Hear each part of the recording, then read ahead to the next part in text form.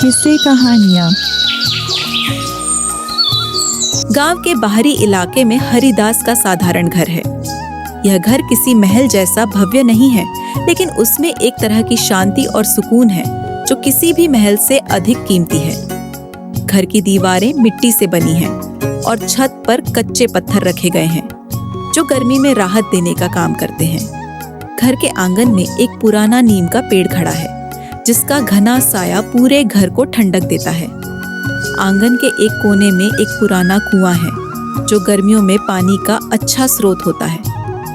घर के अंदर की दीवारों पर हल्के रंग के पेंट हैं जो समय के साथ फीके पड़ गए हैं, लेकिन वे घर की सादगी को और भी खूबसूरत बना देते हैं। यह घर हरिदास, उसकी पत्नी सुमन और उनके 10 साल के बेटे अरुण का है।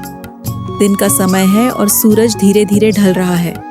आकाश हल्के नारंगी रंग में रंगा हुआ है। आंगन में बैठी सुमन रोटियां सेक रही हैं और पास में अरुण अपनी किताबों में व्यस्त है। वह एक पुरानी खटिया पर बैठकर होमवर्क कर रहा है। सुमन, जो खुद एक समझदार और मेहनती महिला है, कभी कभी अपने बेटे की पढ़ाई को लेकर चिंतित रहती है। उसे लगता है कि वह हमेशा कुछ अधिक कर सकती है ताकि अरुण को बेहतर शिक्षा मिल सके। इस विचार में वह खोई हुई थी। तभी उसने अरुण को खिड़की से बाहर झांकते हुए देखा। अरुण पढ़ाई कर रहा है या खिड़की के बाहर झांक रहा है? तेरा ध्यान रहता कहाँ है? माँ, मैं सच में पढ़ाई कर रहा हूँ। मास्टर जी ने कहा है कि कल बड़ा सवाल पूछेंगे। हाँ बेटा, मास्टर जी के सवाल से डर लगता है और माँ के खाने से नहीं। अरुण हंसते हुए कहता है, माँ, तुम हमेशा मुझे चिढ़ाती हो, लेकिन एक दिन मैं बड़ा आदमी बनकर दिखाऊंगा। सब मुझे जानेंगे। इतना कहते हुए अरुण की आंखों में एक सपना था जो उसे एक दिन पूरा करना था। वह जानता था कि कड़ी मेहनत से वह अपने सपनों को साकार कर सकता है। हाँ बेटा, मैं जानती हूँ कि तुम एक दिन कुछ बड़ा करोगे। इसी बीच हरिदास घर में दाखिल होता है। वह थका हुआ नजर आता है। उसकी आंखों में दिना भर की मेहनत और जिम्मेदारियों का बोझ साफ झलकता है। वह धीरे धीरे अपनी थैली को एक तरफ रखता है और अरुण से पूछता है, अरुण, पढ़ाई पूरी कर ली या बस माँ से बहस कर रहा है? पिताजी, आज मैंने पूरा होमवर्क कर लिया और मास्टर जी ने मेरी बहुत तारीफ की। कहते हैं कि मैं बहुत होशियार हूँ। तारीफ सुनने में अच्छा लगता है, पर असली तारीफ मेहनत के बाद मिलती है। मेहनत करना सीखो बेटा। सुमन ने तब थाली में रोटी और सब्जी परोस कर लाई और तीनों आंगन में बैठकर खाना खाने लगे। लेकिन हरिदास चुप था। उसका मन कहीं और था। उसकी आंखों में गहरी चिंता साफ दिख रही थी। सुमन ने इसे नोटिस किया, लेकिन वह कुछ कह नहीं पाई। हरिदास, तुम आज इतने चुप क्यों हो? क्या खेतों में कुछ गड़बड़ हुई? ही सुमन, बस यूं ही फसल का काम ज्यादा हो गया है। मुझे कुछ और लग रहा है। क्या तुम मुझसे कुछ छुपा रहे हो? हरिदास चुप रहा। वह उठकर आंगन में नीम के पेड़ के नीचे जाकर बैठ गया। सुमन जानती थी कि उसका पति किसी गहरे तनाव में है, लेकिन वह उसे बताने को तैयार नहीं था। अगले दिन सुबह हरिदास अपने पुराने दोस्त मोहन से मिलने के लिए गांव के बाहर तालाब के किनारे जाता है। मोहन, जो गांव का व्यापारी है, हरिदास का भरोसेमंद साथी भी है। दोनों खेतों के पास बैठे हैं।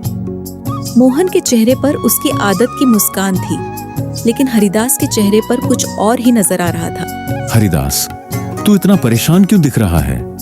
तेरे चेहरे पर वह पुरानी मुस्कान कहाँ गई? कुछ नहीं मोहन, बस फसल की चिंता है। अरुण की पढ़ाई का खर्चा भी बढ़ रहा है। ये तो हर किसी की परेशानी है, लेकिन मुझे लगता है कि तेरे मन में और भी कुछ है। सच बता। हरिदास थोड़ी देर चुप रहता है, फिर वह धीरे से बोलता है, मोहन, कुछ साल पहले जब अरुण की फीस भरने के पैसे नहीं थे, तब मैंने रामनाथ से उधार लिया था। अब वह कर्ज मेरी छाती पर बोझ बन गया है। तो क्या हुआ? रामनाथ ने तो तुझे वक्त दिया है। लेकिन वह वक्त खत्म हो रहा है और फसल खराब हो गई। अब मैं कहां से चुकाऊं? अरुण को क्यों नहीं बताता? वह समझदार हो गया है। नहीं मोहन, अरुण अभी बच्चा है। मैं नहीं चाहता कि वह इन सब बातों में फंसे। ये मेरी जिम्मेदारी है। लेकिन कब तक यह बोझ अकेले उठाएगा? एक दिन तो उसे पता चलना ही है। हरिदास चुप रहता है। उसकी आंखें तालाब की ओर देख रही हैं, जैसे वह अपने मन को शांत करने की कोशिश कर रहा हो। मोहन ने उसकी चुप्पी को समझा, लेकिन उसने कुछ नहीं कहा। कुछ सालों बाद हरिदास अचानक बीमार पड़ जाता है। वह कमजोर और थका हुआ बिस्तर पर लेटा है। सुमन लगातार उसकी देखभाल कर रही है। अरुण, जो अब 18 साल का हो चुका है और अपनी पढ़ाई पूरी कर चुका है, पिताजी की हालत देखकर चिंतित है। उसके चेहरे पर गहरी चिंता साफ दिखाई दे रही है। शाम का समय है। घर के आंगन में नीम के पेड़ के नीचे से ठंडी हवा चल रही है। अरुण चुपचाप अपने पिता के पास बैठा है। पिताजी, आपकी तबीयत इतनी खराब क्यों है? ये कोई साधारण कमजोरी नहीं लग रही। आपने हमें पहले क्यों नहीं बताया? डॉक्टर को क्यों नहीं बुलाया? हरिदास, अब तो सच बताओ, इतने दिनों से तुम्हारे मन में जो भी चल रहा है अरुण को भी पता चलना चाहिए। अब इससे छुपाने का कोई फायदा नहीं। सुमन, अरुण अब बड़ा हो गया है। शायद समय आ गया है कि उसे सच्चाई बताई जाए। अरुण चौंक कर पिताजी की ओर देखता है। उसकी आंखों में सवाल साफ झलकते हैं। पिताजी, ऐसी कौन सी बात है जो आप मुझसे छुपा रहे हैं? मैं जानना चाहता हूँ। हरिदास कुछ देर चुप रहता है। वह भीतर ही भीतर संघर्ष कर रहा है, लेकिन फिर तय करता है कि अरुण को सब कुछ बता देना चाहिए।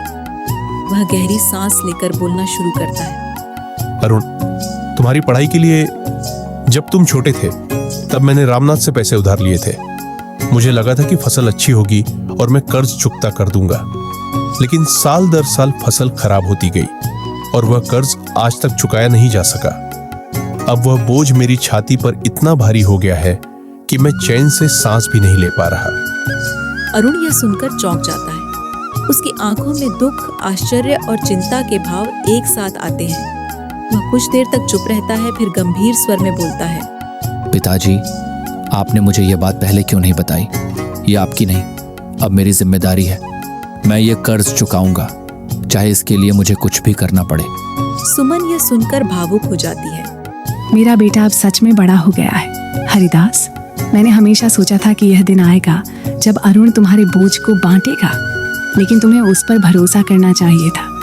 अरुण, मैंने तुम्हें इस जिम्मेदारी से दूर रखना चाहा, लेकिन आज मैं देख रहा हूं कि तुम हर जिम्मेदारी उठाने के काबिल हो। मुझे तुम पर गर्व है। अगले दिन अरुण ने तय कर लिया कि वह शहर जाकर काम करेगा और हर हाल में अपने पिता का कर्ज चुकाएगा। वह सुमन और हरिदास से विदा लेता है। माँ, पिताजी, मुझे आशीर्वाद दीजिए। मैं वादा करता हूँ कि जल्द ही वापस आऊंगा और ये कर्ज उतार दूंगा। बेटा, हम तुम्हारे लिए दुआ करेंगे, तुम्हारा रास्ता आसान हो। शहर में अरुण को नौकरी ढूंढने में कई मुश्किलें होती हैं। वह कई दरवाजे खटखटाता है, लेकिन हर जगह उसे ठुकरा दिया जाता है। लेकिन अरुण हार मानने वाला नहीं था। एक दिन उसे एक छोटी सी दुकान में काम मिल जाता है। वह मेहनत से काम करता है और हर महीने पैसे बचाकर अपने पिता का कर्ज चुकाने के लिए रामनाथ को भेजता है। तुम्हारे पिता ने तुम्हें ये बात बताई? हाँ, और ये कर्ज चुकाना अब मेरा धर्म है। रामनाथ अरुण की ईमानदारी और मेहनत देखकर भावुक हो जाता है। वह समझता है कि अरुण अपने पिता की तरह सच्चा और मेहनती है। तुम्हारे पिता ने सही कहा था, तुम वाकई उनके जैसे हो। मैं तुम्हारे इस जज्बे की तारीफ करता हूँ। कई सालों बाद अरुण ने न केवल कर्ज चुकाया, बल्कि गांव में एक स्कूल भी बनवाया। वह अब गांव में एक आदर्श बन चुका है। हरिदास गर्व से अपने बेटे को देखता है। एक दिन शाम को दोनों नीम के पेड़ के नीचे बैठे होते हैं। अरुण, तुमने मेरा सिर ऊंचा कर दिया। मैंने सोचा था कि यह कर्ज तुम्हारे लिए बोझ बन जाएगा, लेकिन तुमने इसे अपने जीवन की ताकत बना लिया। पिताजी, ये सिर्फ आपका कर्ज नहीं था, ये मेरा फर्ज था। आपने मेरे लिए जो बलिदान दिए उन्हें लौटाना मेरा धर्म था। तुमने मुझे हमेशा से गर्वित किया है।